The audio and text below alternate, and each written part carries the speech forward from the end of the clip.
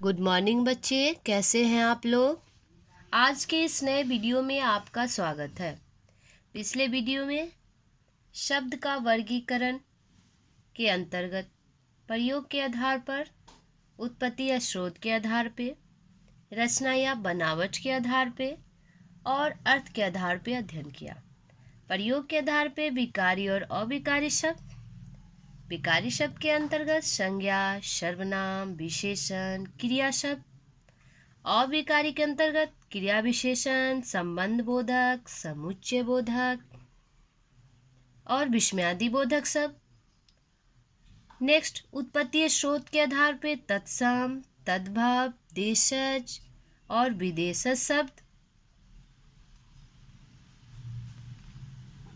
संकर शब्द के बारे में भी अध्ययन किया। अर्थ के आधार पे एकार्थी शब्द, अनेकार्थी शब्द, पर्यायवाची शब्द, विलोम शब्द, समानभाषी शब्द। तो आज हम लोग समानभाषी शब्द के बारे में जानेंगे कि समानभाषी शब्द क्या होता है। समानभाषी शब्द, इसे श्रुति सम भिन्नार्थक शब्द भी बोला जाता है।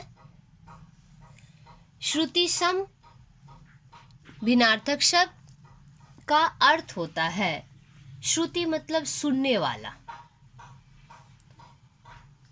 सम का अर्थ होता है बराबर या समान, बराबर या समान, सुनने में जो समान हो।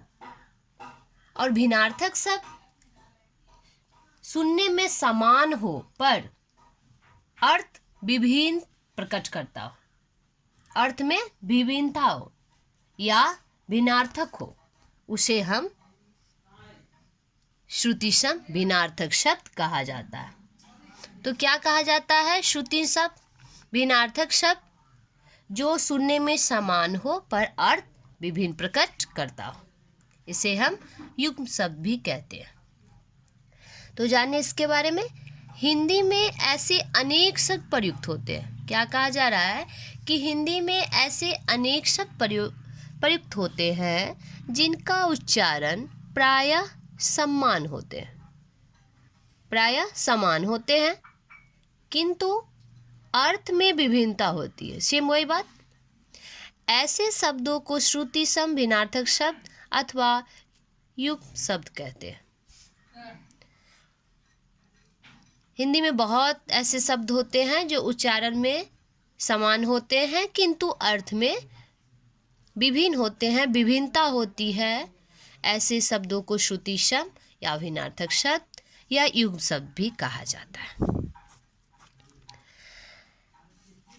ऐसे शब्दों के प्रयोग में सावधानी की आवश्यकता होती है। इसके बारे में थोड़ा ध्यान से समझें। ऐसे शब्दों के प्रयोग में सावधानी की आवश्यकता होती है, सावधानी की आवश्यकता होती है। इसके उच्चारण करते समय हमेशा सावधान होना चाहिए। उच्चारण की एकता धोखे में डालती है। क्या कहा जा रहा है कि उच्चारण जब हम बोलते हैं तो उच्चारण का जो एकता होता है, जो यूनिटी होता है, वह हमें धोखे में डालती है। ऐसे शब्दों के अर्थ में अंतर को समझने के लिए निम्न बातों पे ध्यान देना पड़ता है। तो क्या कहा जा रहा है? ऐसे शब्दों के प्रयोग में सावधानी की आवश्यकता होती है, इसके उच्चारण में सावधानी की आवश्यकता होती है। उच्चारण की एकता में, उच्चारण की जो ये एकता होती है उसमें हमें धोखे डालती है। ऐसे शब्दों के अर्थ और इसके अंतर के बारे में जानें। क्या कहा जा रहा है कि महत्वपूर्ण श्रुतिसम भिन्नार्थक शब्द अर्थ सहित। अब इसके बारे में जानेंगे। बहुत इम्पोर्टेंट शब्द दिया गया है, शब्द और अर्थ। जैसे है अंश, ये अंश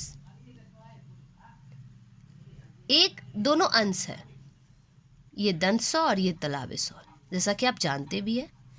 उच्चारण में क्या हो रहा है? क्या कहता है यहाँ पे कि उच्चारण समान होती है ना, यहाँ पे जिनका उच्चारण प्रायः समान होते हैं, समान है, एक जैसा है, पर अर्थ में क्या है? अर्थ अलग प्रकट कर रहा है। अंश, कंधा, अंश, भाग, ठीक है, एक अंश कंधा और एक अंश भाग। नेक्स्ट है अंगना। अंगना अर्थ इसका होता है आंगन। ठीक है, अंगना। अगना का अर्थ होता है स्त्री, नारी। नेक्स्ट है अवधि। अवधि क्या कहा जा रहा है कि उच्चारण समान है, सिर्फ मात्रा में अंतर है, लेकिन उच्चारण क्या है, समान है, लेकिन अर्थ में क्या है, विभिन्न प्रकट करा, विभिन्नता प्रकट करा। अब अवधि। अवधि अवधि का अर्थ होता है समय और अवधि का अर्थ होता है अवध क्षेत्र की बोली। नेक्स्ट है अन्न। अन्न अनाज। अन्न का अर्थ होता है अनाज और ये है अन्य। अन्य मीन्स दूसरा। ठीक है, नेक्स्ट है शब्द और अर्थ कपीस। क्या कर रहा है, कपीस, ये दीर्घिकार की मात्रा है, कपीस। कपीस का अर्थ होता है हनुमान। हनुमान, कपीस का क्या अर्थ होता है, हनुमान। और ये है कपीस। कपीस का अर्थ होता है मटमैला। ठीक है, उच्चारण समान है और अर्थ में विभिन्नता है। नेक्स्ट है कुल। कुल अर्थात वंश। कूल किनारा। नेक्स्ट है अमित। अमित का अर्थ होता है अनंत। अमित का क्या अर्थ होता है, अनंत। और अमित का अर्थ होता है शत्रु। ठीक है, दोनों उच्चारण में समान पर अर्थ में विभिन्नता है। जैसे कि आप उच्चारण में यहाँ पे क्या देखा कि उच्चारण में सावधानी की जरूरत होती है और यह उच्चारण की एकता में धोखे डाल सकती है, और अर्थ में क्या होगा, विभिन्नता प्रकट करता है। जैसे आपने देखा यहाँ पे कपीस, ई दीर्घिकार की मात्रा और कपीस, उच्चारण में क्या है, ध्यान देना पड़ता है।